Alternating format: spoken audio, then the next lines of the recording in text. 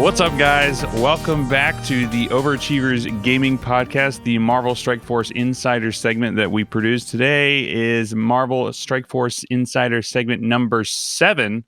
It's crazy that we're at 7 already. This is just ridiculous. And this time we have a longtime friend of the pod, Khasino, back with us. What's up, buddy? How are you? What's going on? Always a pleasure to be here. I love having you, Khasino. I love everything about you, man. Same. I absolutely love this podcast. It's always fun. You guys are cool. Well, this podcast is happening because of you, because you pushed us to do this whole thing. That's really the funny thing. Has it worked out? I think so. Yeah, I'd say it's worked out pretty good. I think we have on average for this segment, I think like 1,200 downloads or something like that per episode. That's a fair amount of interested people. I think so. Yes. So still vying for that. To have a because we were gonna do before this, we were doing this like kind of game spotlight. What did we have? What was it called, Charlie? What were we calling it? For what now? What are we talking about? We had like a game spotlight. I'm already forgetting. What'd you say? I'm already forgetting whatever. OG chat is what OG chat. And it was cool. Like we were fine with it, but I think this is a fun little thing we fallen into, and I enjoy it. Yeah, it's just kind of a fun way to, connect with the community, which is great. We were literally just talking about that before we started recording, how the community for MSF is just great, despite the Reddit subreddit, which is kind of toxic, but that's just Reddit in general. So, but the gaming community within Marvel Strike Force, I think, is probably one of the best that at least I have been a part of. I know Dom used to share the same sentiment. So it's great. So I appreciate you having you on, Khasino. You can find Khasino on Instagram at KhasinoTTV, right? I believe. I think so. I almost never use Instagram, so you probably get on that, man. You put all your infographics on Instagram when they pop up, and just use that to help, because they have some great analytics and insight tools for that, man. I'm telling you, it's. I know Valley just started his Instagram, because when we had him on a couple of weeks ago, or not a couple of weeks ago at this point, a couple episodes ago, he just said that he started doing it, and his Instagram is starting to blow up like crazy. So I'm saying, man, it's just one more tool for advertising. Yeah, especially your infographics. Your infographics are, I think, I don't want to speak for the whole community, but I feel like your infographics are probably one of the most shared things that probably exist for this game.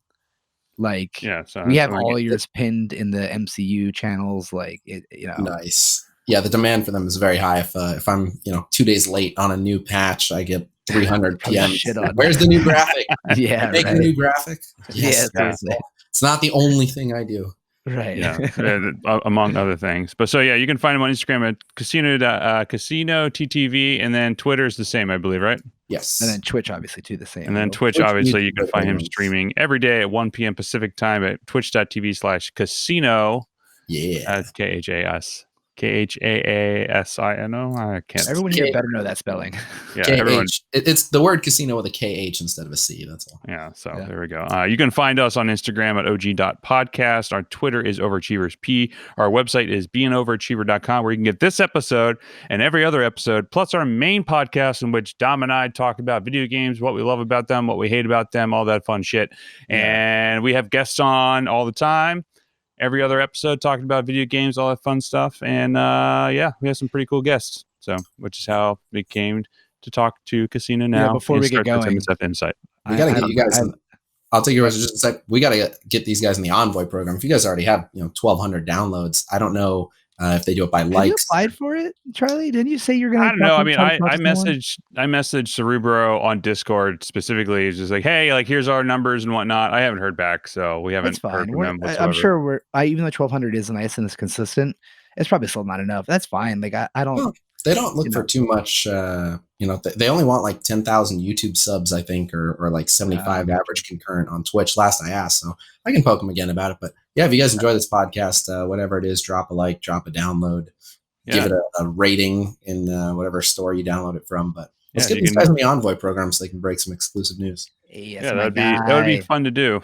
We can get that OG chat revitalized and have the OG MSF chat.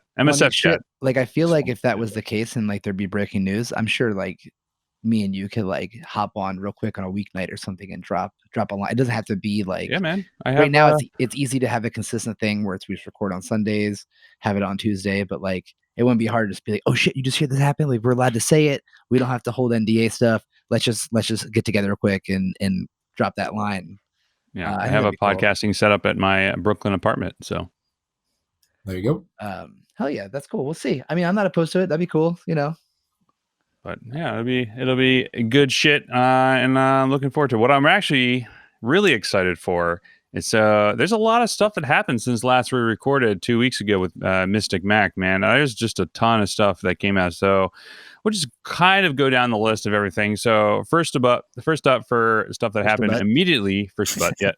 That happened the day that our episode came out was Invisible Woman was released, and with that, people started gearing her up. I got her to Gear 12 personally, ready to go with my Fantastic Four team. But then as I was gearing her up, I noticed a little bit of something different. She didn't take Bio Gear, she took Mystic Gear. And so that was recognized as a bug, which helped me out because I was short on Bio Gear, had a ton of Mystic Gear saved up. It was probably a better deal, wasn't it? For me, yeah. It was a reward for everyone that got her the very first time around. It was an accidental favor to them. I was going to say, yeah. Yeah, because now I have more Bio Gear to put towards my Spidertron team, as I'm calling it, and some other things. That's Spider-Verse and Ultron, because that's the only thing that team does well with anyway. But harsh words for Spider-Verse. We'll talk about that. Ever since Goblin left them, it's like for Sinister Six, like it's I had a hard time. Goblin on them, so I got a solution for that too, which we can talk about. Instead of Goblin, I got Cable on my Sinister Six. And, oh man, he fits great. I think my Cable is still level 1 right now, so I have to work on that a little bit. I feel like he hasn't had a place really, so that's interesting. I want to hear about that. That sounds cool. Here's the short version on that, and I like this combo. I'll probably end up making a YouTube video about this because every single person who sees it is like, "Why is Cable on your Sinister Six?" So their whole thing is they're a front-loaded wombo combo. They want to do as much damage as they can as quickly as possible. So he speeds up that whole process, and then on turn 2, he has this big, unavoidable high damage nuke. But what really works great is with the normal Sinister Six to try to prevent those defense ups from Luke Cage going up, you usually have to slow him with Vulture. With Cable on the team, you can ignore Luke Cage. You can have Vulture hit 3 other people, and then Cable will take his first turn right before Luke and open with his special and rewind his turn meter 40%. So Luke never even gets those defense ups up. And then right after that, Vulture takes the second turn and does more turn meter rewind. So by the time Luke finally defense ups, you've killed like 3-4 people. Oh my God. That's a pretty awesome way to do that. Yep. All right, maybe I'll have to look into that. Like, how does that happen? How did you? Okay, before I know, like, how do you, in terms of like weird teams? I feel like you yourself have come up with a lot of cool team composition stuff.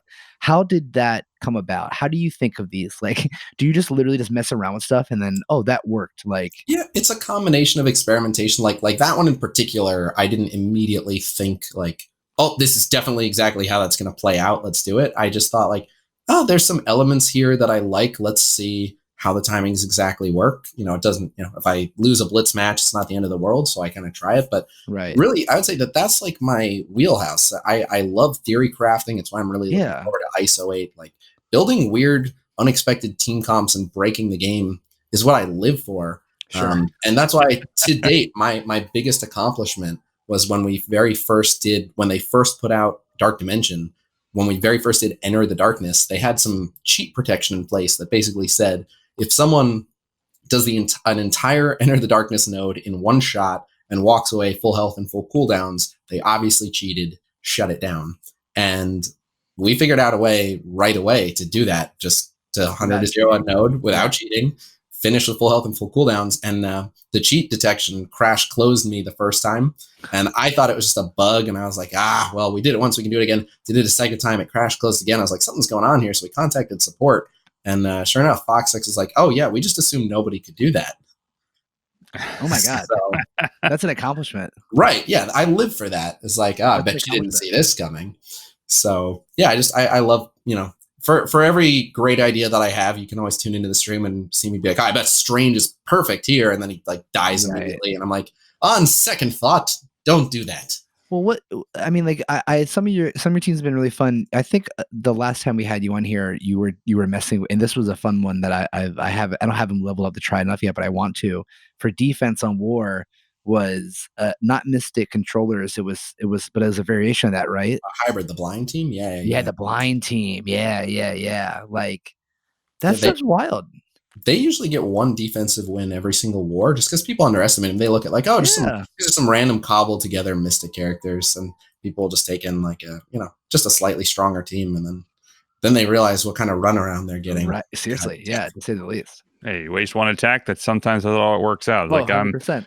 It's not even kidding. Someone X-Men teamed them last war. Oh, because now they know. I don't know. It was kind of a weak X-Men team. I don't know if they knew or if they just were scared, but that alliance made a lot of really bad decisions. So. Right. I mean, it happens. I've run into a few of those. I have to say that, I mean, we'll talk about this in a bit, but when we talk about our war results, but I'm happy to say we just did a whole bunch of new recruiting with our alliance with MCU Hydra. Oh, nice. And currently this season we are undefeated. So very excited about that. Hail Full clears. Hail Hydra. Yes, indeed. So, but there's a lot of other things that also happened. So we have like the Graviton event that happened, which is now ended. Event. Yes, that event was fantastic. I got something like that should be a consistent, like that should be all the goddamn time. I really enjoyed that event, and they usually do events like that, but I mean that one was they do particularly good. Yeah, I prefer that way as opposed to Blitz. But then again, if a character they run for 2 weeks, I believe, or something like that. Usually something like that, yeah. Yeah, so I also prefer that because the first time you clear it all, you get kind of a slew of materials coming in, and then I am essentially trying to place top 20 in arena because now that everybody has Phoenix, it's impossible to stay outside of top or inside the top 10. So it's like, okay, now I'm getting all the cores that I'm getting at that point. I'm using to refresh nodes in those events. That way I can get those characters leveled up as much as possible. And I think I have Graviton at 5-star, halfway to 6-star. So I was pretty happy with the way that event turned out. So I'm sure. Hey, yep. I enjoyed that event. And I got super lucky with Graviton. I always buy the offers up front because some of the people as well. So I got to show the new character right away. And so every once in a while I get lucky with the drops, and it always seems to be for a character that I didn't particularly need to. I got 180 drop for Graviton, and then a 40 drop for Graviton. What? So if I took my foot off the gas towards the end, especially because I just moved to a new place. So I'm not trying to wail out like super crazy. But yeah, I could have gotten a 7-star Graviton if I kept my foot on the gas refreshing campaign event. But dude, that's insane. I wish you were worth it. Yeah, I mean, I thought they were saying the AIM team was pretty good right now. They're punching up pretty hard. They're not bad. Well, but I saw a lot of the meta teams punch up pretty hard. In my opinion, the AIM team, like they'll beat non-synergy teams, which is already a good thing, right? Just random 5 people they should beat.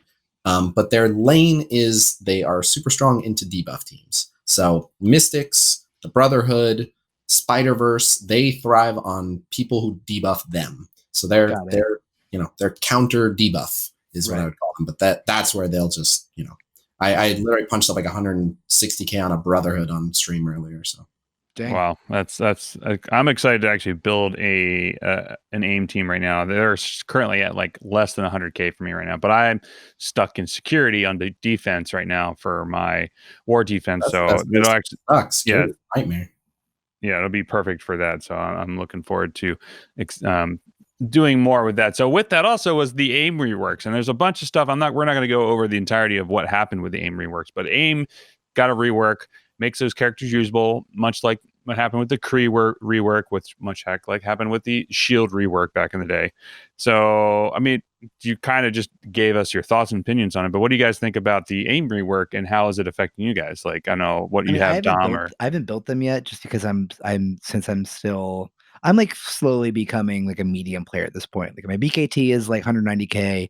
My defenders are like 230. Like I'm finally like getting up there. I'm almost at 2 mil CP. Like things are going better than they have been. Not that they have been, but like I'm getting there. I haven't touched AIM, but the thing that I like is the game. It needs that. Like it needs reworks. It needs to make things viable. Like who cares? We have all these characters if like a third of them are usable. You know what I mean? Yeah. Even though the AIM isn't meta, they still, like you just said, like that's a pretty good punch up against like a Brotherhood team. That's awesome, and I'm sure we'll just keep seeing that. Yeah, I'm sure whenever Red Skull comes out, we'll probably see Hydra reworked or any of that stuff. And that's what you have to do that. And I kind of equate it to like Overwatch. Like when Overwatch first came out, all the characters were pretty fun. And as time goes on, like you get new characters, they do better and better things. You kind of have to like fix up the old ones to kind of match because then they're just irrelevant, So I think it's good, and it has to happen. It's necessary, you know. And it also gives people something to look forward to. My favorite aspect of it is like, there are players out there right now who like, they've got crazy red stars on their Hydra scientist, their Winter Soldier, and their 100%. crossbones, and they're just like, man, if only Hydra was worth anything right now. Right, but sooner or later, there's going to be that patch where it's like, oh, that's it. I'm the king now. Yeah, I have a 6 red star Hydra armored guard, so I'm looking forward to that day. There you go. One day it'll happen. I don't think I have anything at 6 red stars. I think the most I have is 5. But I think we're all probably in a similar boat. We'll talk about that. Yeah. I got the worst 6 red star pull that you could possibly get in this game. Oh, I'm excited. I'm gonna leave that in the air until we get to our red star section. Oh, all right. But so I'm not happy about it whatsoever. Unless there's a rework, then I'll be super happy about it. We'll see. But so what else are we talking about? The things that happened in the past 2 weeks. I know there's a bunch of other stuff, but remind me if I'm forgetting anything else, because I know there's a ton of shit. Got Coulson. Oh yeah, Coulson is out now in the milestones. Dom had a good pull with him with red stars. We'll talk about that once we get to that section. Oh, hell yeah. So man, I'm really excited for her. I'm really excited for that. All right, I'll save it for that segment. Something really crazy happened within my alliance. Not to me, but I'll talk about it. But, I'm looking forward to it. Coulson's awesome so I got hands-on experience with Coulson at the Envoy Summit, and he's decent on the Fury Shield team. But so what's interesting is he kind of serves 2 functions. So you can pair him with Medic and then put him with other shield characters like Captain America, Black Widow, Quake, and get a shield blitz team that does pretty well with Coulson and Medic. And Medic will 100% revive Coulson with her heal. Right, because you don't really have Medic on... Medic's mostly saved for raid, right? And well, no. So Medic is a strong part of Fury Shield, but Fury Shield is such a strong team that you can get away with Trooper Operative in the other slots and still do fine in Blitz. So you can make a Shield Blitz team and a Fury Shield Blitz team. I don't know how good that Shield Blitz team is going to do. I want to try it out, but in theory, it sounds interesting. I mean, we don't really have a place really, except for like Avengers. Right? Yeah, you can kind of do the Wave 1 Avengers. They're okay. Right now, my Avengers team is an Ultron team because all my Avengers are worth a lot of points, but they're not the most reliable team. Sure. Because I would need to really put a lot more resources in my Hawkeye and my Hulk to make them work. And stick Ultron. I'd do the same thing. But so for war, obviously, a lot of people are theorizing like, oh, what if you use your Fury Shield for offense and then your normal Shield team for defense? So I cannot be more clear about this. Fury and the Shield minions and Coulson is the defense. No ifs, ands, or buts. Use them. They stop everything. The only team that was reliably beating them was X-Men. That's it. No other team was reliably beating them. So you're going to force people to use a strong X-Men team, or you're going to get at least one defensive victory. They are monsters. Right. Yeah, that's crazy. You dubbed this the Khasino patch because the Shield team is your strongest team, right? Well, so I dubbed the Khasino patch for so many reasons. Firstly, I thought you were going to say something else. I think you were saying I've dubbed so many patches the Khasino patch. Oh no! This one in particular because they made changes to Wolverine, who I have at 6 red star. They made him better. They made changes to Medic and Quake, both of whom I have at 6 red star. They're adding in a new superstar to elevate the Fury Shield team, which is my top team. Like everything. Oh, and then on top of all that, they did a bunch of bug fixes. I don't know if you noticed. They fixed either the wording or the coding on a bunch of abilities. Oh, no. That was an exact duplicate. I made a video called Top 10 Bugged Abilities in MSF, and they literally used that as a checklist and did every single one of them. So I got a bunch of saving this company so much and things like that. I try. That's the idea. Can I actually ask you guys? This is so stupid, and I know I'm doing it right now. I actually didn't have my Shield team in defense. I was using them as offense, like a ding dong, as it stands, which I'm sure is fine. Is it no Medic or is it Medic? No, you put Medic in there for sure, 100%. I mean, if you're on offense, you can get away without Medic, but defense though.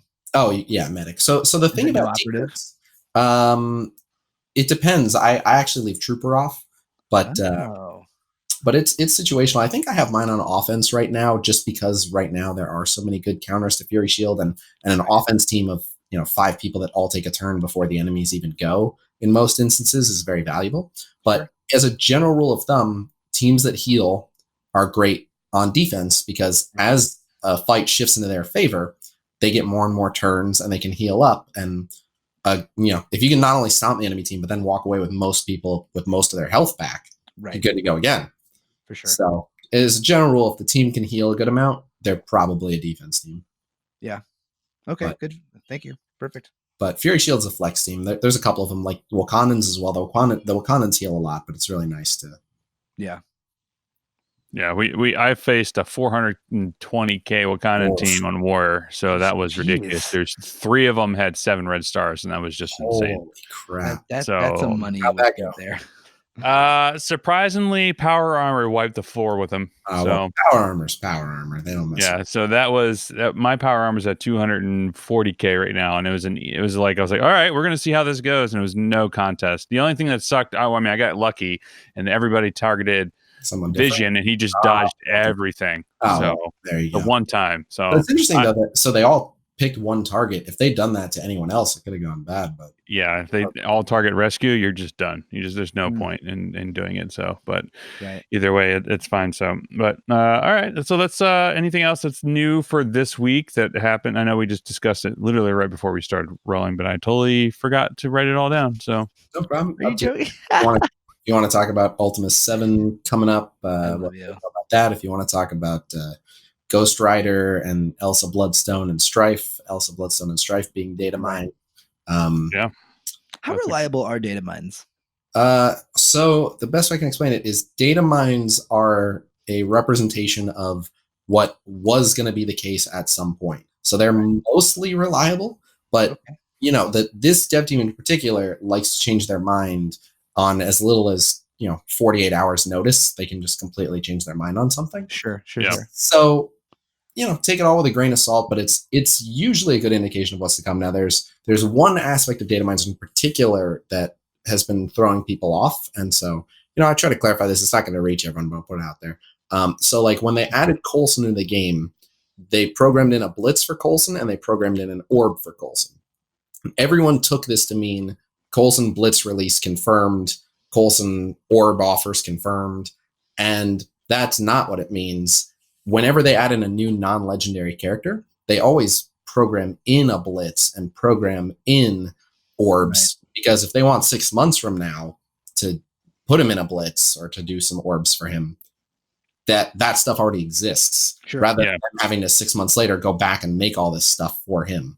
But with an update and all that stuff. Yeah, that totally makes sense. So that stuff, it's accurate. Like that stuff now exists within the game, but it's not an indication of what's going to happen. But what tends to be reliable is emails that are going to go out, show up a few days early. And those emails, a lot of times will have dates. And so they'll say like, the Coulson Blitz is starting on, whatever, October 12th or whatever it is. And that's a lot more reliable. Right. But so, nothing in a data mine is guaranteed. And the devs know that people look at the data mine. They've been steadily trying to make sure they're more and more in control of what doesn't show up in the data mine. But so another thing that they might do a little bit already, might start doing, is put stuff out as data mine, gauge the reaction to it. If they put something in a data mine, everyone freaks out, then they know, oh, maybe we don't do that. Right. Yeah, like everyone freaked out about the ISO-8, but we'll get to that in a bit. So the other thing that I wanted to discuss is that, and I totally didn't think of it until now, but like the champion raid came out between Legion of Cabal and Pants of Hawk. So that I thought was a pretty cool way of like, hey, here's this raid. You can choose one, a left orb or a right orb or whatever you want, and have a chance to pull some characters. And I thought that was kind of an interesting concept of like having these two alliances like kind of celebrated and completing Ultima 7 100% for the first time around. So which I'm excited to dive more into, because I have like 12,000 orbs ready, or shards ready to go for those orbs, because we've actually on our alliance we've just started completing 100% the champions raid, and we've really made a push for all that stuff. So it's been challenging. We've gotten it down to like literally 5 minutes before the we had left, and we just cleared it like today. That's just ended up. Isn't that a great feeling when you're like everyone working together? It's stressful. It is, but how good is that? Like, yes, my only issue with it is it feels amazing to be like, it was so close, but everyone bound together. It was perfect. We nailed it. Yes. But then you don't get to breathe at all. You get like your 2 minutes of like, that was awesome, guys. And someone's like, all right, hurry up. We just opened the next one. Get in there. All right, do it again. Right. Reset your energy. Yeah. I'm in the center lane, so my defenders and shield teams are not that great. So I've been struggling quite a bit. So I've actually started working on my defenders and shield team mainly for war defense going forward. So I'm looking forward to seeing, how Coulson fits into the mix for raids. I don't know how well that's going to work, but I'm curious to see. You never know. Long cooldowns, so and he only gets the perks of the minion bonuses in war, so he's not really a strong pick for raid. But I would say that he's kind of a sufferer because as it is, Ultima 7 was really designed to kick Fury Shield's ass. One thing I've noticed, they went real heavy on the debuffs, and Fury Shield has no answer to being debuffed. But the one plus for Coulson is medic will always revive him, so you don't have to worry about him dying as much. But I'm not sure that he's useful enough alive to bring in, so we'll see. But I probably won't be running him in raid. But if someone else dies, I don't want to. Yeah, it depends how many stages that they were good for anyway. But if you're like, this is the last Fury Shield stage I'm going to do before I switch teams anyway, then you might be able to say like, my operative died, but I'm not gonna pay the currency to bring operative back. I'll just Coulson and they'll be fine. Sure, that's fair. Yeah, because I've been doing that late in the later stages in like G12, G13, something like that. Like I'll have like assault and operative dead, so I'll bring in I'll make a hodgepodge. Like I'll bring in Captain America and Quake and see what happens, and then they'll 90% of the time die, and then try and make another hodgepodge team. It's just it's been frustrating. So now I'm starting to work on defenders, and I have a lot of good red stars on defenders. So now they've become my biggest team right now at 275k. So which is frustrating because I can't use them in blitz. So why not? I just they never work for me. I always lose. I think it's the most defenders. boring game. I think the most boring team anyway, so I don't even blame you. I gotta look at what the power balance is on that team. I don't have trouble getting wins, but and so for a while I wasn't, because I have 6 red stars on Luke Cage, so that threw the power balance of my defenders team off completely. But so what you want to do is pump up the power of your Daredevil and your Punisher, and leave JJ and Luke lower, and Iron Fist can be anywhere in the middle. The higher the better, but leave the tank and the utility kind of low, and that way your damage dealers are actually doing enough damage for them to get by. Yeah, I'll have to look into it. It's just, I haven't really gone hardcore with blitzes recently because they've all been characters whom I don't care about, like Kingpin this week, which is about to go. But so I haven't really had a chance to like explore outside of like tier 7 how they work. But I know, because I've just been building them all out. I'm pretty close to getting them all tier 13 just to be ready for the next round of the Greek raids. So fair enough. Controversial statement here. I like Kingpin blitzes because as a blitz predictor, it shows me exactly where the floor is. Yeah. That's hilarious. That's fair. Oh, did you want? I'm curious, actually, real quick, while we're still in the topic of what happened in the past 2 weeks, what do you guys think about what happened with the Red Star blitzes last weekend? For those who are not familiar with it, there was a bug in which the teams were refreshing in every 5 minutes, and then I know the multiplier was way off. I was getting at like 8.3. I was getting like 160k points per blitz. Wait, and like the top. What? Yeah, you missed that, bro. You got to play every 8 p.m. tonight. Like once we're done recording, just hop on because it's going to go nuts. But I'm curious to hear what you guys think. I don't know if that was a bug or was intended to see if what they're trying to do or what. It was a bug. There's the outside chance that they could have been trying to test something, but from the people I talked to, it's a bug. And I wasn't a fan of it just because, first off, it threw my predictions completely out the window. Yeah, it was like 25 million for number 1. It was crazy. Yeah, well, so I knew people within the first hour who were at like 4 million. I was the same. So the first reason I didn't love it is because as soon as I saw it, I was like, I don't know if and when this is going to get fixed, but it's every 4 minutes. I have enough teams. I would just only do blitz. Like I can't just sit here and only do blitz and nothing else for possibly forever. Right. So I was like, well, I'll just wait for the compensation on this one. And then they fixed it like, I want to say like within like an hour or 2. Yeah. So then it was like, well, so what's happening? What do you think the scores are going to be now? And I was like, I don't know how many people got to take advantage of that window. There's going to be plenty of people who start their blitz a couple hours late and had, it's going to be totally normal for them. So I have no idea. I don't know how many people made use of that. I didn't even know that was happening. So right. That's most people's story. So it was impossible to predict. And if it's impossible to predict and you don't know what to shoot for, then it's very demoralizing to work really hard and not even have like a general idea. Yeah. I hope it doesn't happen again, but if it worked out for some people, congrats to those people. My whole thing was I don't think we got any compensation for that.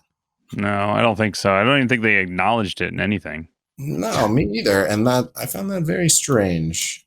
Right. They're usually pretty quick to that. That definitely screwed me out of 1% to 2%.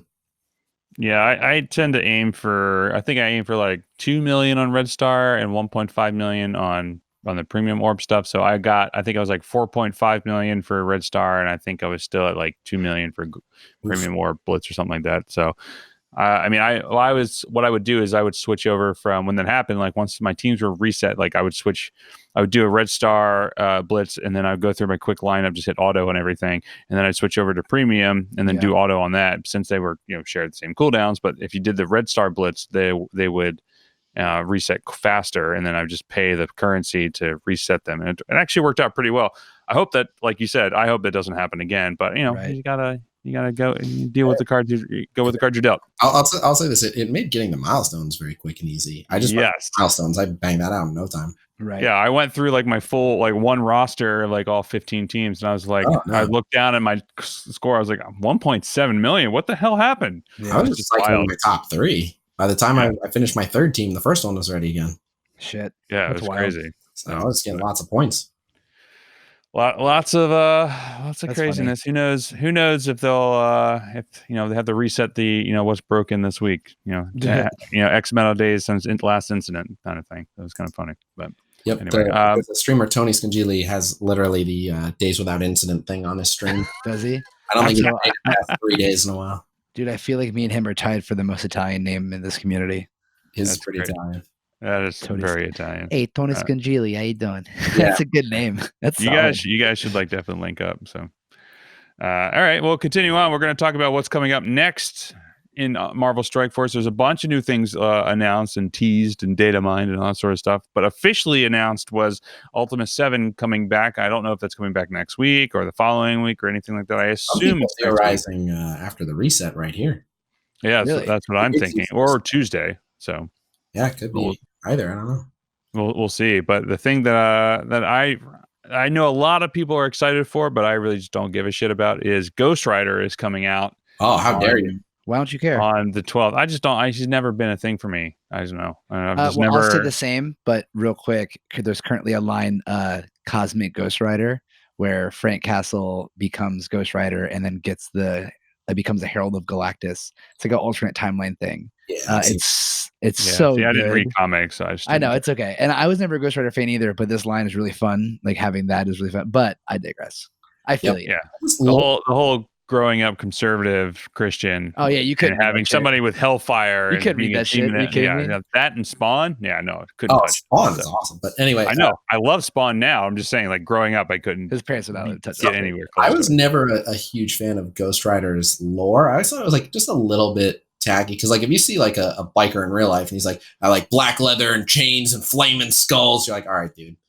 But you know what I mean? Like that's as cliche as it comes. Yeah. So I think Ghost Rider as a character is like a little bit of a caricature. Every video game I've ever played with him in it, he's awesome. In Contest of Champions, which is what I was playing before this, he was an absolute monster. He's awesome in Ultimate Alliance.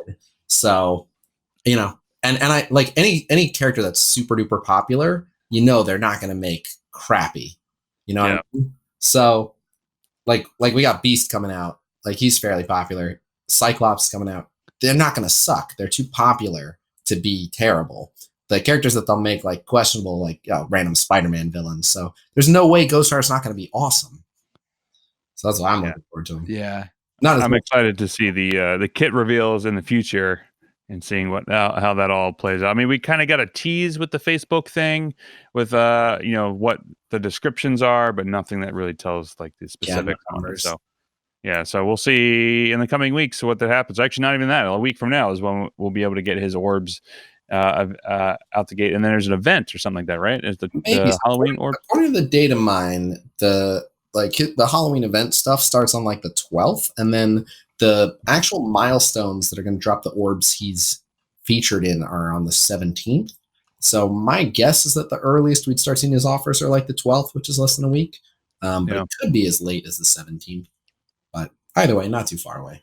Right. Yeah. So by 8 p.m. reset on Friday. So if you're listening to this, a couple of days from now, you'll be able to get your hands on Ghost Rider if you really want to. If you want to shell out the cash to do so, I'm going to hold off. I think just because I've been really busy with work and real life and trying to buy a house. I'm trying to hold back a little bit. House, you can have Ghost Rider, dude. I know.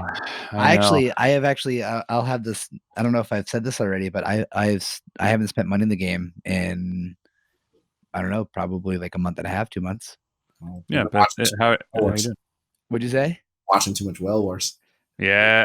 Well, between that and the fact that like I just have determined that there's no balance in terms of the economy of what you can buy and stuff.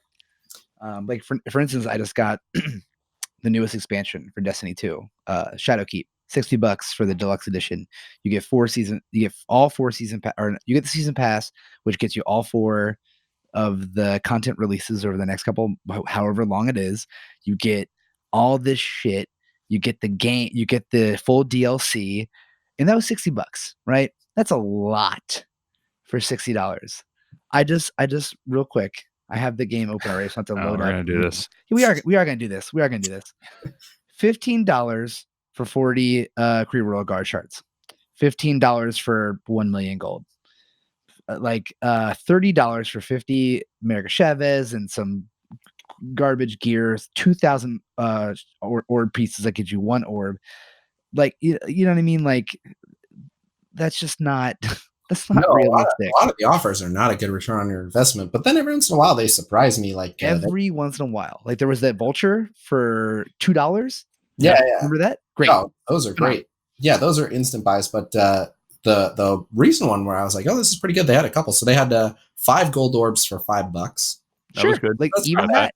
That's like that's great. Of like 750,000 gold for $5. Yeah, that's great. And then they had just recently they had like a $5 1,000 energy over 7 days, but it's still $5 for 1,000 energy. Yeah. It's way worth. Like those things normally I would be buying, but I still decided that regardless, even if it's a little deal like that, like it would have to like gold or something that I still won't buy. It would have to be like another like character shard deal for like $2. I would definitely buy in a heartbeat still. Stick to I'm not gonna. I just don't. It's not. I just think it's not like, what's the word? I don't want to say vulturistic because the beauty of this game is as much as people complain like this game's pay to win, like maybe, but the people are spending a lot and they're not getting that much more. The main thing they're getting is just stuff earlier. That's it. They're not actually getting great value for what they're spending. They're just getting access to stuff early, which sometimes translates to like, okay, now I can be at the top of arena, now I can win war battles and stuff. But it's you can have a perfectly enjoyable time in this game as a free to play player. So. Yeah, I mean, time is your best asset. Yeah, like I've definitely spent money since I started playing, but now just not. Like I'm still doing fine, and honestly, a lot of that equates to the fact that I'm in a higher tier, like alliance and stuff, because we get enough shit from our raids and stuff, and winning wars. Like we do fairly well in war, you know what I mean? So like I'm spoiled in that manner, but I can actually kill stuff now, so I'm not like just. It's good. Yeah, I'm not actually just pull your weight. I'm not deboosted boy anymore.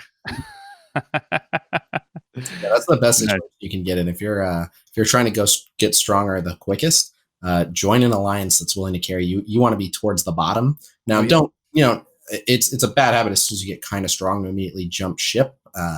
Because then just that alliance will just be stuck forever if every strong person they get eventually leaves. So it's good to pay back that alliance that brought you up and carry. I don't think I'd ever at this point I would never leave MCU Legion unless like I got kicked out. But if you're not happy with where you're at, especially if you're not going to be doing much or any spending, join a good alliance, especially if you're can make the commitments to that alliance, and that'll be your best source of growth. Totally.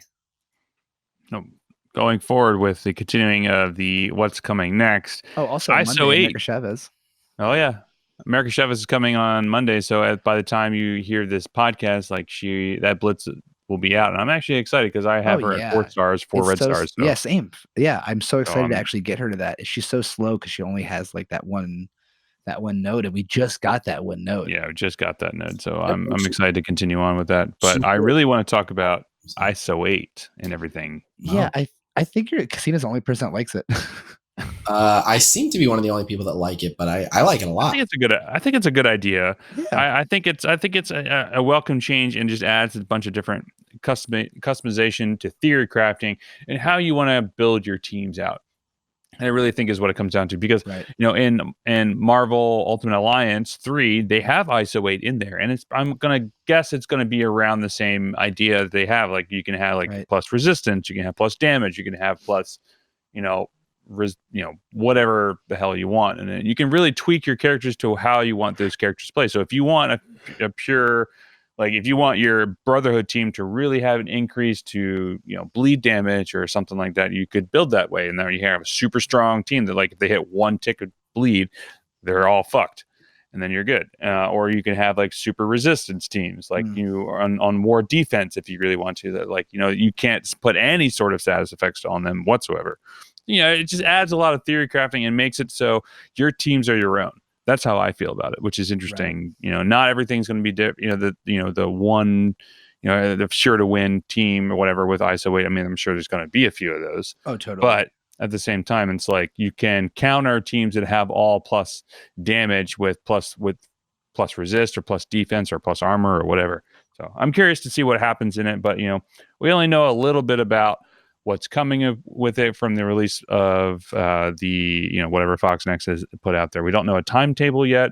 We don't know anything like that. So I'm curious to see what you guys think about that outside of what I just started rambling on about. I think Khasino will have the most probably here. Yeah, well, so I've seen the feature a few times. I saw the feature when I visited Fox Next offices maybe a month ago. And I totally forgot to ask you how that was. Like side tangent, how did that whole thing go? Because you were there with the mobile gamer and also Valley, right? And a bunch of other content creators. So the primary I saw you lifting with Valley. Yeah, I did do that. But so the primary purpose of that trip was actually to promote a new game they're working on called Avatar or Rising, which had aspects of it I really like, and also some aspects of it that just are not my play style.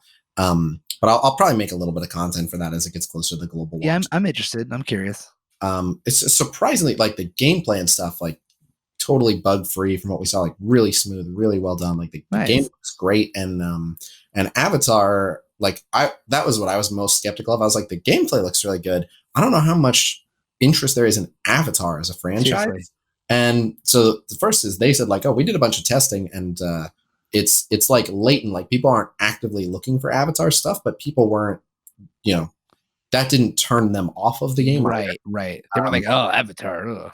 Right. And then so the other thing is Avatar, they're trying to make like there's 4 more Avatar movies coming. There's Avatar 2, 3, 4, and 5 already in development. There's going to be a bunch of like comics, graphic novels, games and stuff. So they're doing like their own like Avatar cinematic universe thing. Yeah. So this could be like the ground floor of Avatar stuff if that franchise does really well. And I mean, it's owned by Disney, so they've got the money to put into it. So we'll see. I mean, people really like the first movie.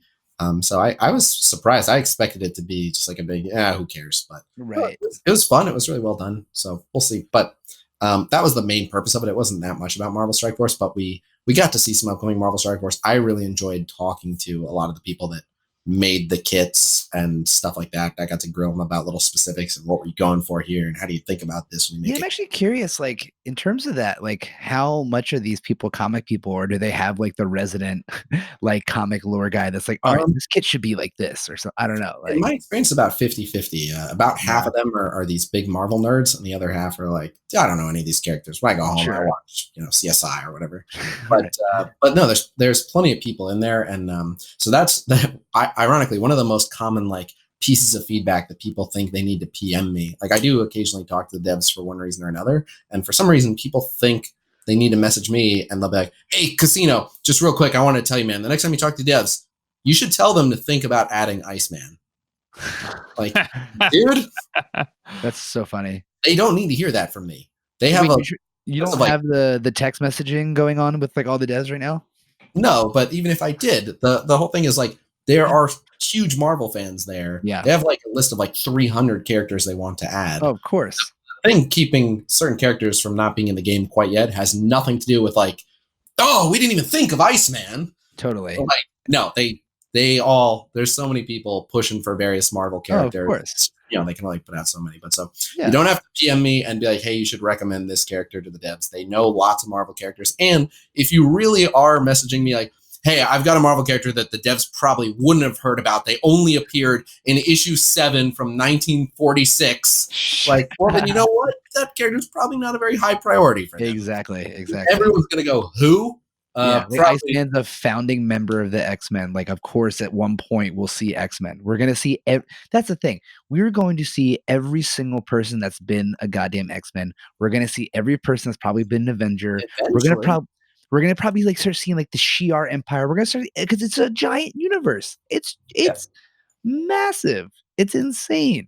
It's exactly insane. There's no shortage of characters. So in short, if they're a popular character, sooner or later, the devs want to add them already, I'm sure. If they're not a popular character no one's heard of, they're probably not going to suddenly get priority in the line to come before other popular characters because I mentioned that some guy PM'd me that they should add this one guy. Can you imagine tomorrow? Let's say tomorrow, right? Let's say they just out of nowhere, we're like, you wake up and it's Beast, Cyclops, Iceman out the gate available. I feel like that would be like almost chaos too. I don't have gold for this. I don't have trading horse for this. I how could they expect me to? I have to buy the offers now, and it's like there's only a few things on Reddit that actually make me upset. There's plenty of toxicity and stuff I don't love on Reddit, but there's only like one message where I'm like, no, shut up, and it's always like, Foxnex, stop releasing new characters so quickly. We can't keep up. I'm like, you shut the hell up. Shut up. We don't need fewer characters. Yes. If you want more resources, ask for more resources. But don't tell them to be slower about character releases. Exactly. 100%. It's already like once a month anyway. Aren't they? They're aiming. I remember I heard they're aiming for 3 a month. Generally speaking, a patch lasts roughly a month, anywhere from 4 to 6 weeks, and they do it like anywhere from 3 to 4 character releases per patch. I'm wrong. Yeah. This patch alone, it's more than you think. Someone brought this up the other day. That's the 3. That's true. Yeah. And depending on when Ghost Rider hits, he's either hitting at the start of the very next patch, which means this was a short one for only 3, or he's going to be number 4. Yeah, totally. Yeah, I don't think they've had fewer than 3 for a while. Oh, it just feels like one a month, just because at the rate in which I can unlock them. Well, you might be thinking of just the campaign event, the character event. Yeah, maybe that's what I'm thinking. They usually do one character event campaign a month. Every once in a while they did 2, like with Falcon and Rescue, but usually that's 1. But then they'll do like 2 of them, like Blitz releases, and then maybe a legendary. But yeah, it's we were talking about ISO-8. I'll get back to that. Yeah, I got hands-on ISO-8. So a lot of people like to compare this to Red Stars, and everyone's like, "Oh, we remember with the Red Stars, they that went as poorly as possible. They were so greedy, blah blah blah." And I want to be very clear on this. Like, I was never like, "Oh man, I'm so excited for Red Stars. It's going to be the best." Right. With Red Stars, my whole message was like, "Relax. This isn't going to kill the game. There might be aspects of it we don't like, but you know what? Like, it's fine. We'll deal with it. They've already committed to doing this, so." Let's try to look at some of the bright sides of it. It'll be okay. Yeah. But yeah, at best, I was like neutral on Red Stars. Like, hey, it's not cancer to the game. It will be okay. ISO-8, I'm very excited for. I cannot wait for it. I hope it gets here tomorrow. I felt that way before I had any access to play test it or see it. And it's only seeing it in action has only reinforced my excitement for it. Because yes, it's a way to customize your characters. And at the end of the day, giving you more control over your characters gives you more opportunity to get ahead as a smarter or better player. Right. So, yeah, just, you've got more investment. It's not like, oh, how strong is your Spider-Man? Oh, mine's almost as strong as yours. No, it's like, hey, I've put this, and this onto my Spider-Man, and I've turned my Spider-Man into like a, really good for this one thing. And I know the unconventional use of my Spider-Man, but this is how I roll with Spider-Man. And it's like, all right, you do you. And then inevitably there's going to be content and situations where, like, even if you break from like what's generally agreed upon as most effective, there's still going to be ways to do unconventional things, catch people off guard with stuff. So yeah, that makes it fun. That's a fun element.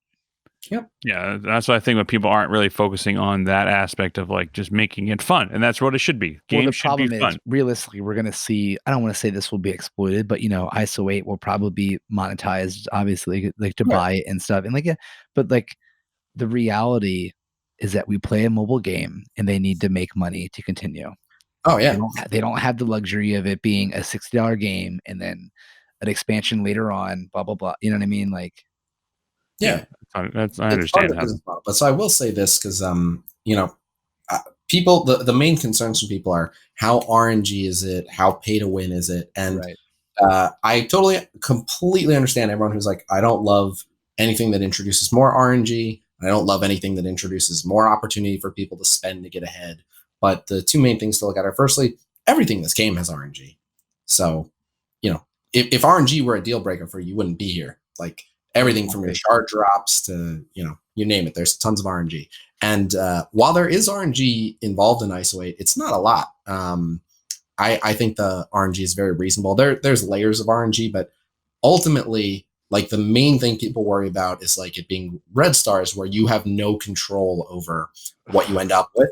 So I can't give any specifics, but I can say that you have much more control over what you're doing with ISO-8 than you do with red stars. So having a lot of control is good. And what you would end up with if you were horrendously unlucky is not miles away from what you would end up with if you were insanely lucky. There's not a huge that's good to there. know.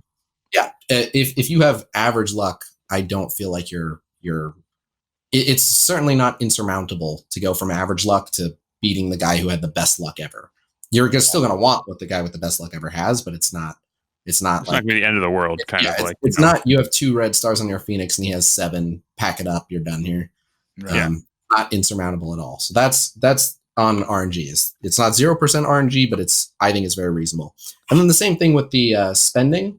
The spending in particular, it's kind of like a lot of like so like right now spenders have tons and tons of teams strong and ready to go, whereas people who do only a little bit of spending or no spending, they can have 2 or 3 teams as strong as some of the top whale guys. They just can't have a full roster as strong. Right.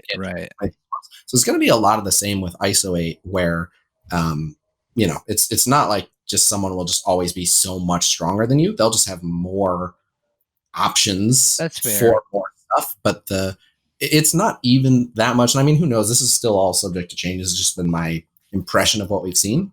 But where it's going to hit the hardest is right out of the gate when people barely have anything to work with. Yeah. The spenders are going to have the opportunity to suddenly have lots to work with. So the spenders will be able to take a big lead up front, but then it should even out in what's probably not going to be very long. Nothing like red stars. I don't think it'll take very long to equalize. Again, from what I've seen, it's all subject to change. Just my impressions of it. But yeah, it looks very fair. And I mean, that's literally currently how the game is. If you just don't want to spend anything at all, and I want to buy Ghost Rider the day he comes out, I'm going to be able to do things with my Ghost Rider team that you're waiting for him to come around and blitz or whatever, wait to unlock him through his orb. So spenders have always in this game been able to get some headway, but like with everything else, especially with ISO-8 so far anyway, it looks like you can spend to temporarily get ahead, and then the guy who was more patient and saved his money is just going to catch up to you anyway. Sure, that's fair. Yeah, that's what I do with all the new character releases right now. Anyway, the exception being like if I get a character, so I'll save like red star orbs or anything like that. I'll save my shards for when new characters are released and when they give the upgraded chance.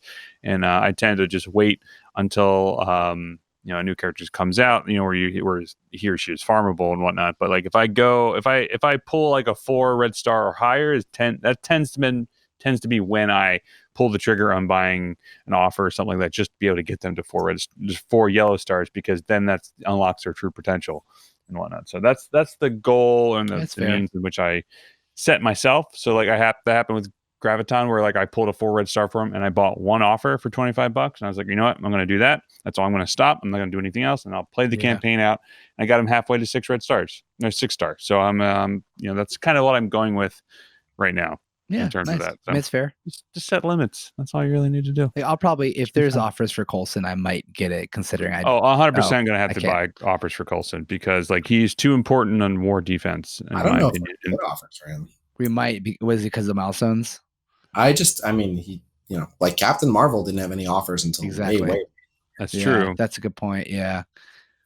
I don't know. We'll see. I mean, even if they pop up, unless, I don't know how you guys are doing with milestones. I'm at like, I think I'm a third of the way done with him right now. I'm actually pretty, I'm pretty close to that myself, actually.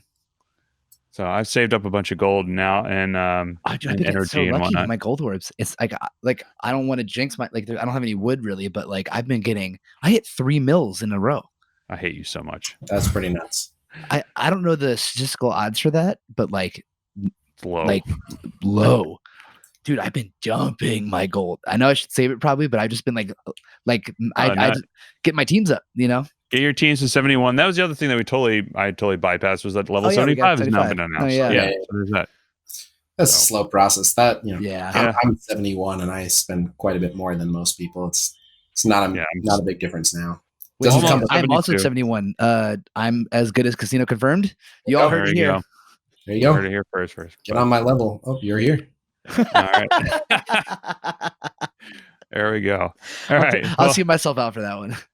All right. So we spent a lot of time on talking about the stuff that's past 2 weeks and then stuff coming up next. So next up is we have the love it or hate it segment for the MSF Insider. So we talk about one thing that we love about the game, one thing we hate about the game. And Khasino, since you are our guest this week, you get to go first and tell us one thing that you love about the game. Well, at the risk of sounding like a broken record, I really do love the inclusion of ISO-8 coming to the game. And I realize that most people don't share the sentiment, so I apologize for scaring off potential viewers who want to have some common ground with me. But I really am looking forward to the feature. I'm very excited for it. And no, it's fair, man.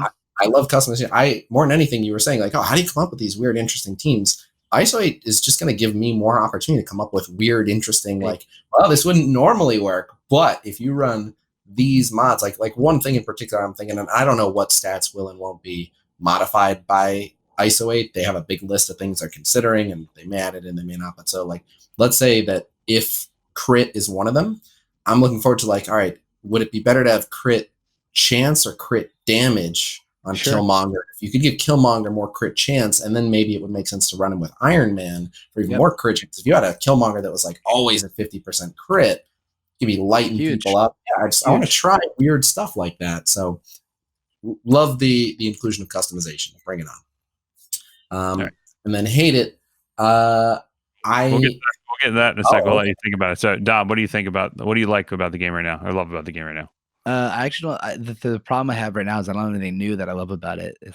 I don't dislike anything too harshly right now, but I'm still at a point where it's like the same things are happening. I'm not at the point yet where I could love more things. I can finally do Enter the Darkness. I'm only on node 4. It's very slow for me. You're getting a lot of gold though. That's another thing. That's another reason why I'm getting a lot of gold, dude. I'm just like, I'm actually drowning in it finally. Now the problem is I have no training worms, but I'm finally, that's what I love. I'm finally doing things. There you go.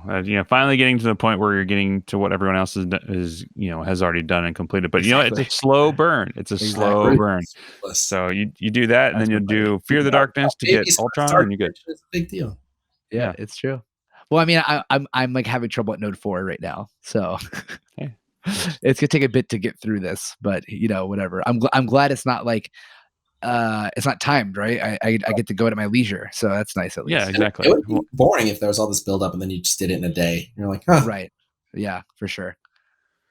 But the thing that I'm loving right now is I'm loving all the different customizations for teams right now that you have, and like kind of like that theory crafting that you were talking about at Khasino. I'm very excited to try out ISO-8 and see how that builds up, because I am also like a min-maxer as well, so I love doing that sort of stuff. And in our other podcast, we talked about how I've gone back into playing WoW Classic and just trying to do customizations and different things I was doing on that. So it's kind of refreshes and revitalizes that aspect for me, and with that, and specifically I love the new combat the combinations that they're doing with like the aim team. It adds a whole new level of things, and trying to figure out like, okay, now I can go against like Brotherhood or Spider-Verse, or put them in security on defense. And as the teams start off with like disrupted defense down or whatever, depending on where you have your other rooms and whatnot, like it adds another level of like complexity to it that you may not have thought about before. So I don't know, it's cool. That's what I'm loving right now. It's just the difference in what they have, with new characters and everything like that. So all right, so what do you hate about the game right now? My last Whale Wars Red Star Orb opening was absolutely tragic. So I'm kind of glad I missed that one. So thank you for the invite, but I'm glad that I was busy at work. Well, for the person who went against me did really well. I'm very jealous of how they did. So could have been you, but Could have been me. I think you know what. When I start spending again, that's right. I'm not gonna say when I start spending again. I wanna hop on a Whale War sometime soon. I'll splash some cash. I'll get some orbs. All right, I'll do a guppy war with you. No, we'll go full whale. What is it? Is it 100 orbs you do? How many orbs you do? No, $800 worth. It's the $250 offers for 14 each. Done. We'll do it. All right, we'll do it. Do it. Couple weeks. I'm back from work. I'll hop in if you have me. Make it happen. But yeah, the last one was pitiful for me. So I'm about sick of these terrible Red Star Orb drop rates.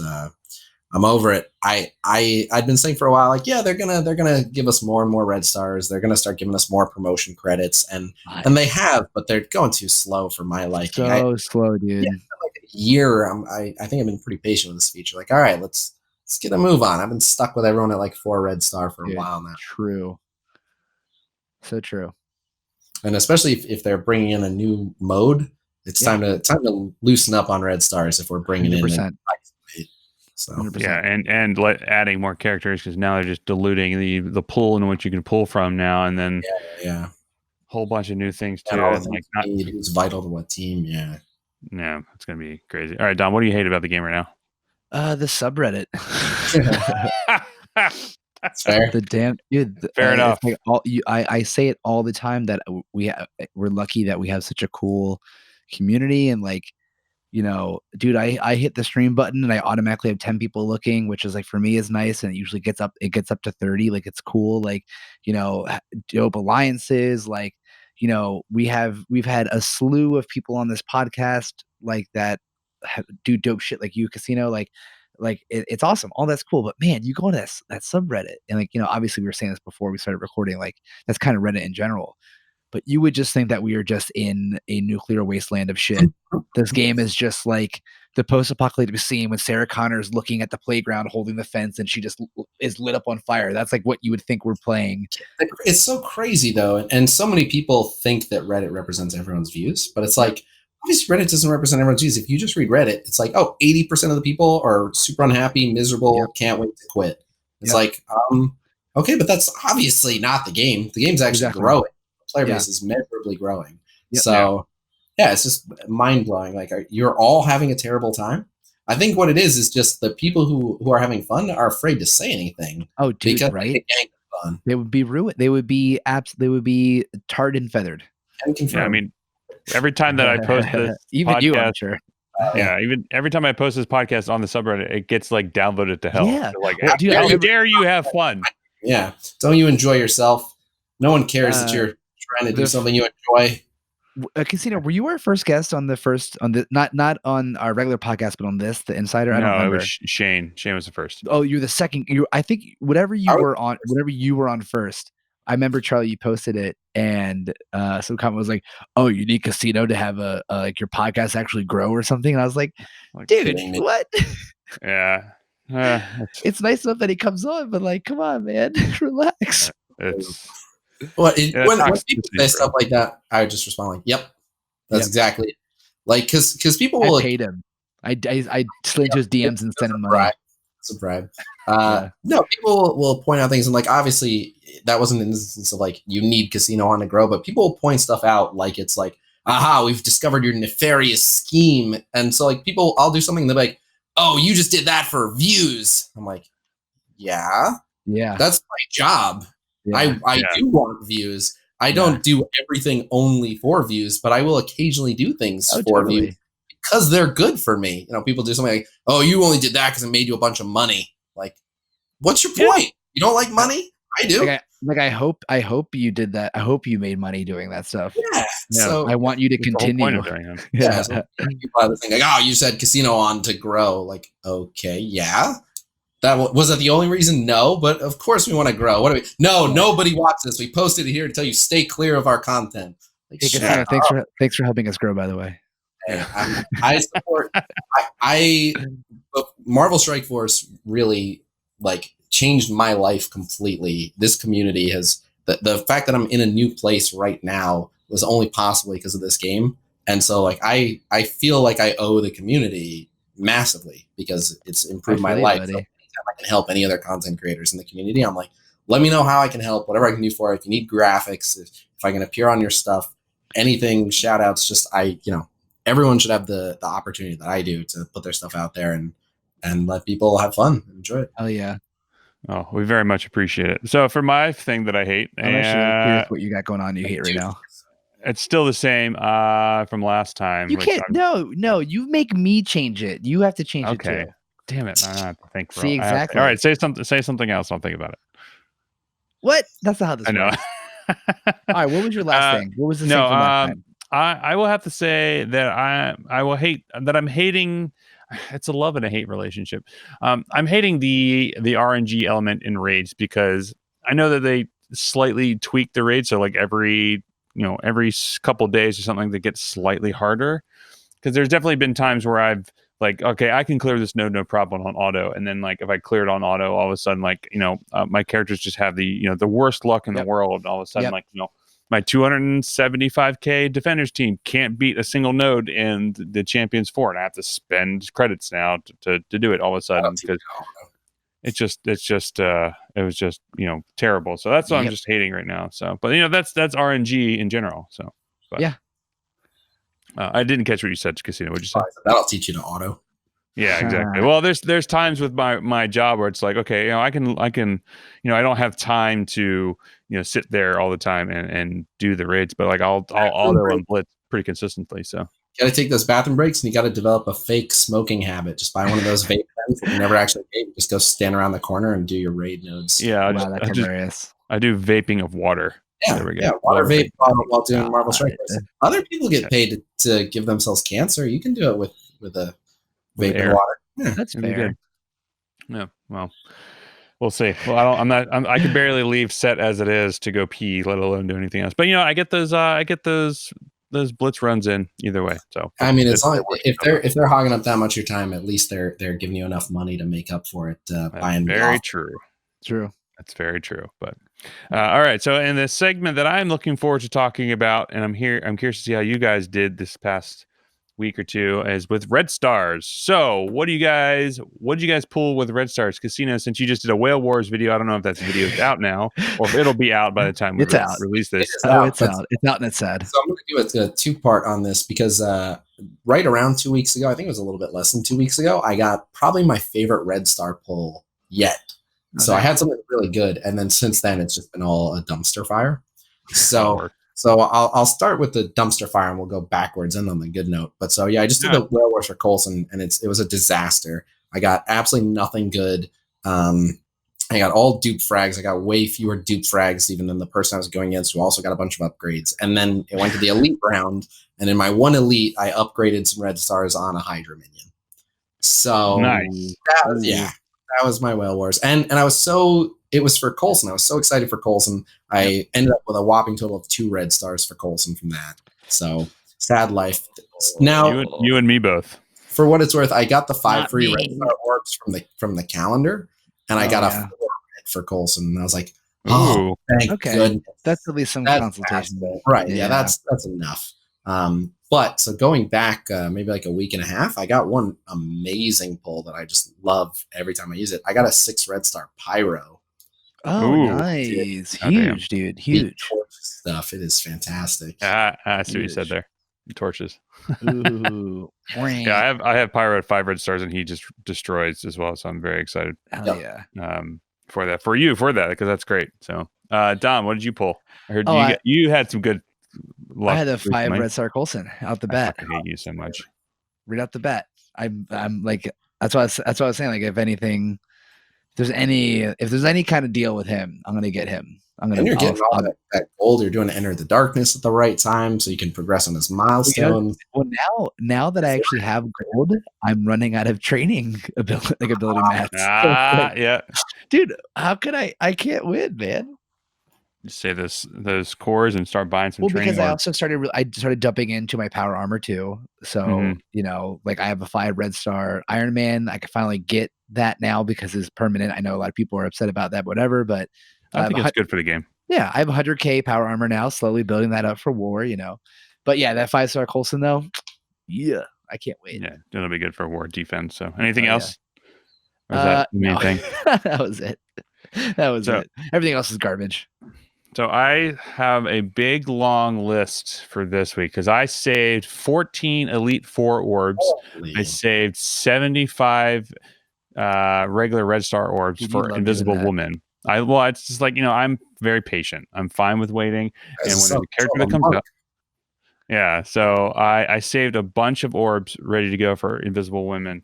And I got so shit luck with Invisible Woman. Oh yeah, what's the big one that was really I bad? had 70. Well, I'll talk about it in a second. So I did 75 regular orbs for Invisible Woman, got 0 Invisible Woman drops.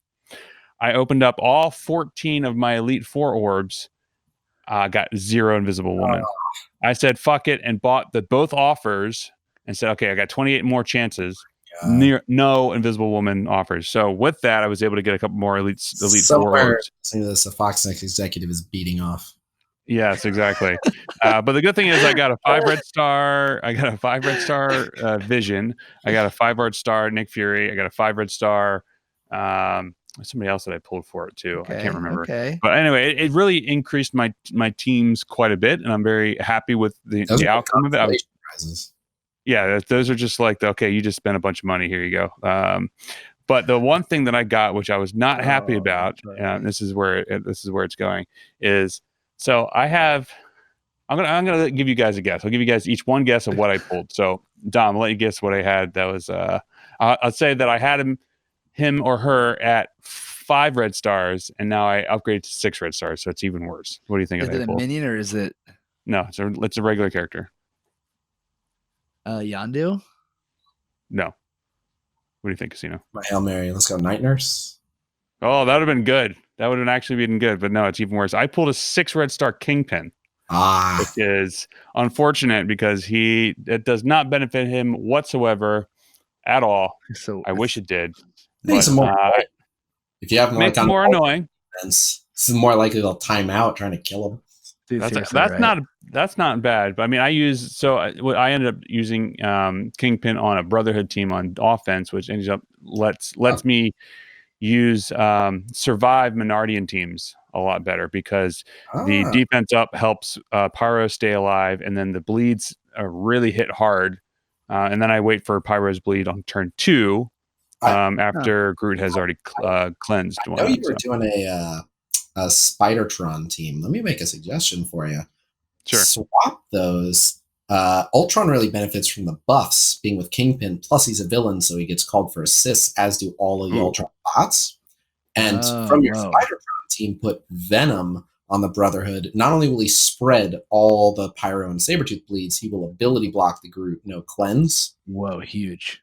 Oh, interesting. Whoa, huge. Okay. That's really cool.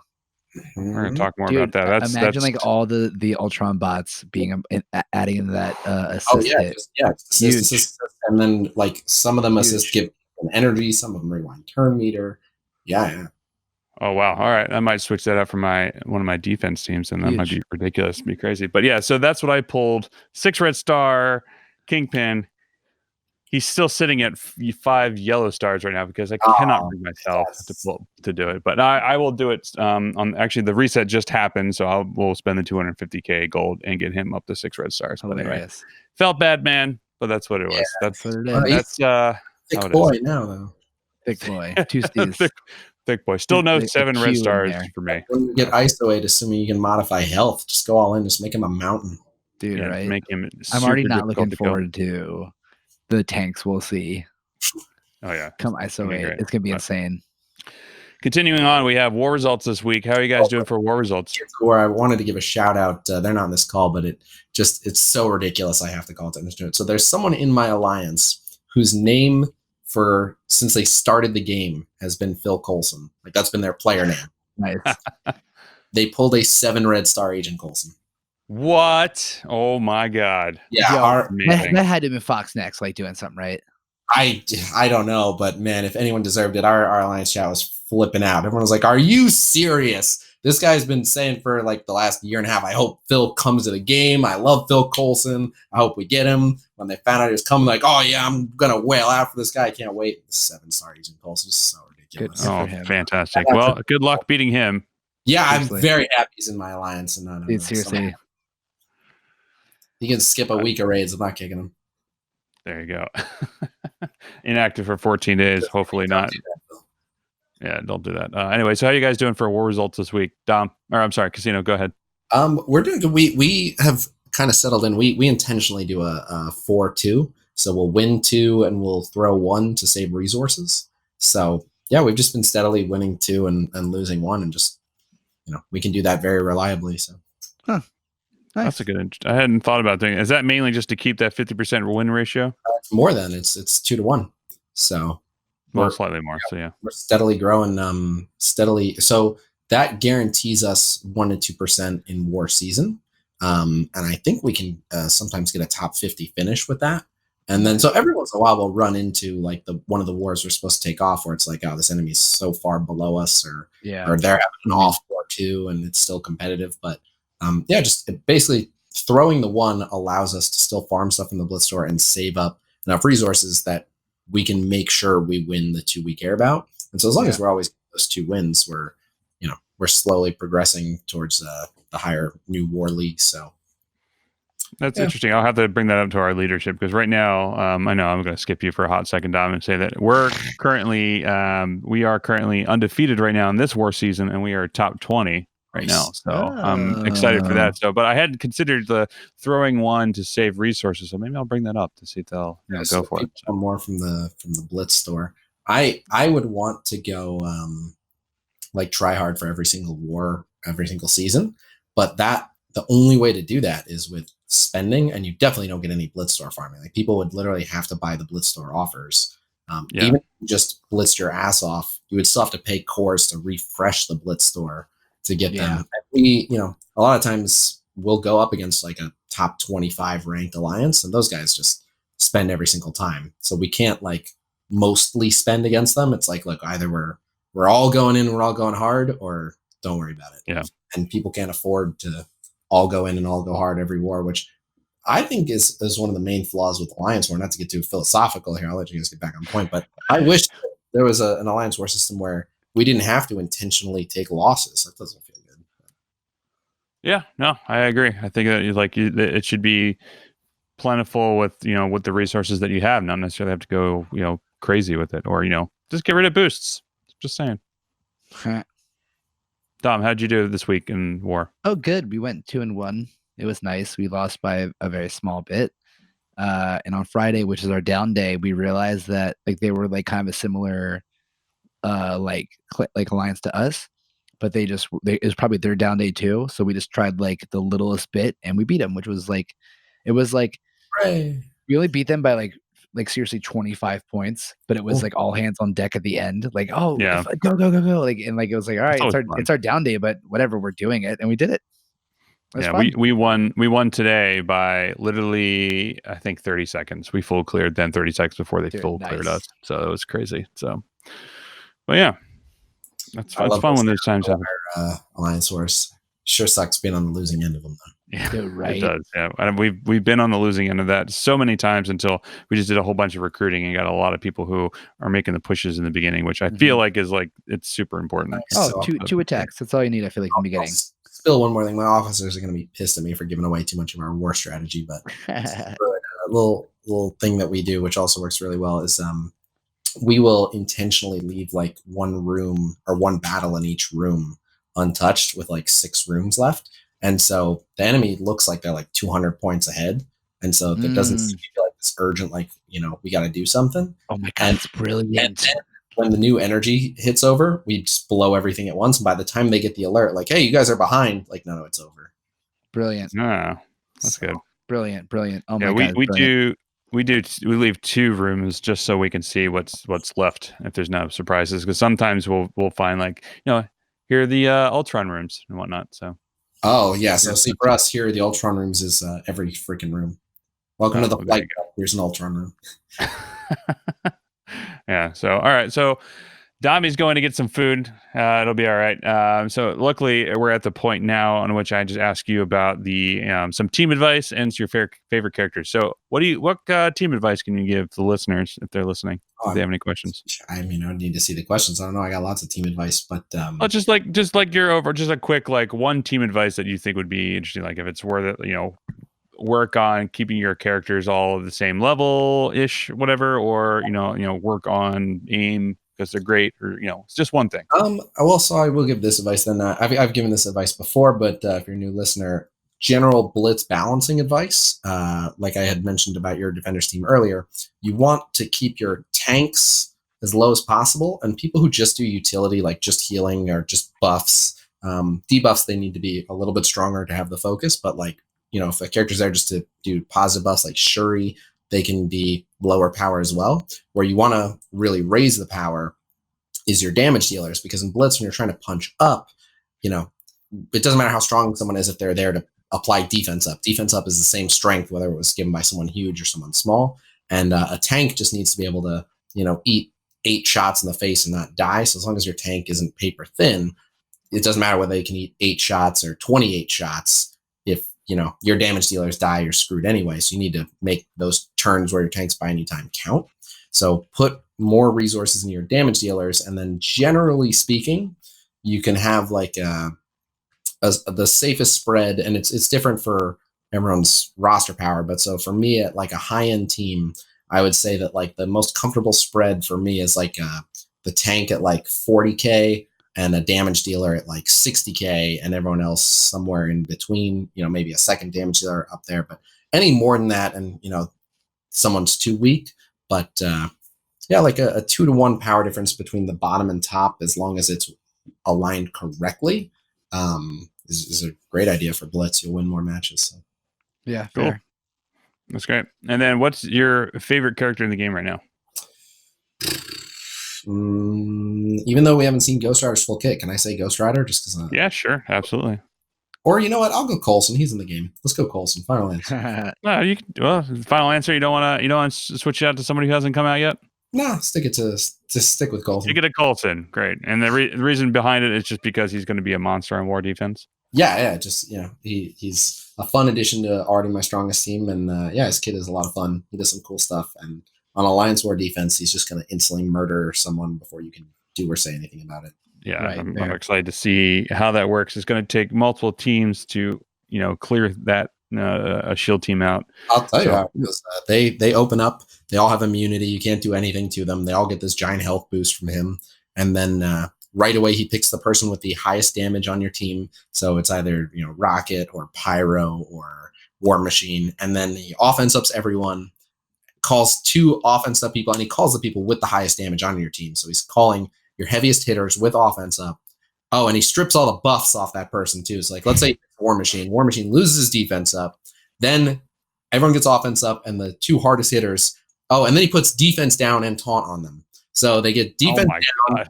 They get taunted. The 2 highest damage dealers with offense up hit into the defense down.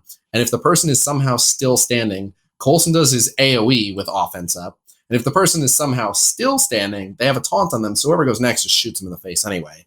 Jeez. And because they're picking the highest damage dealer, that's never a super tanky person like Rocket, like Pyro. Like, damage dealers aren't tanky. So they just immediately make it a 5v4. And because it's Fury Shield, they all go before almost everyone on almost every team. And like this, like Brotherhood can't stop it because of all the immunities. They can't even like blind them ahead of time. And since a lot of times Coulson goes, someone's dead, you have 4 more people all with offense up with increased crit. Half the time they kill someone else. You got 3 people standing there by the time the fight starts. You're like, what the hell? Yeah, that's going to be tough. So, yeah, that's very unfair. They're just going to be like, all right, do this without these people. Yeah, well, there's going to be a lot of people wasting teams with lower characters just to get that first turn off. So we'll see how that goes. Totally. I'm excited. Throwing matches to blow cooldowns. Yeah, it's going to be just ridiculous. So, cool, awesome. Well, that will conclude our episode this evening. Wow, man, that's an hour and a half. That's crazy. We haven't talked this much in a long time, but there's a lot of stuff to talk about. A lot of good stuff. Khasino, we always appreciate you coming out and being a part of the MSF community. You guys just grow your podcast. Yeah, we do. I'm gonna go ahead and say it. I do, and you know what? Quite frankly, thank God you're as cool as you are. So yeah, thank you. And super cool. I always enjoy it. Happy anytime.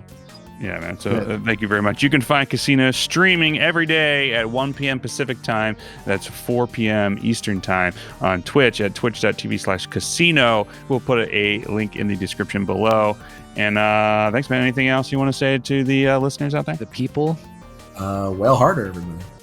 Well harder. Dami, you're going to have to step it up. Oh, God. That came from Arnold. I want to give him proper credit. He's a Star Wars Galaxy Heroes content creator to some MSF. He started saying that, and now we've just all been saying it. Me, Valley. That's hilarious. Well harder. I'm taking it. Great. Awesome. Well, you guys can catch us on Instagram at og.podcast. Our Twitter is overachieversp. Our website is beingoverachiever.com, where you can get this episode and every other episode, plus our normal podcast, which we talk about video games, everything we love about them, hate about them, and why we never have enough time to play them. Oh, you know what? Yeah, I was cut off in the beginning. I do have before we end this, you again said that I hated Borderlands. I do not hate Borderlands. Stop this slander. I've already gotten DMs because of it. I don't hate that game. Wait, why do you hate Borderlands? Stop. Yeah, Dom, why do you hate Borderlands? This rhetoric. Okay, cut the record. Stop it.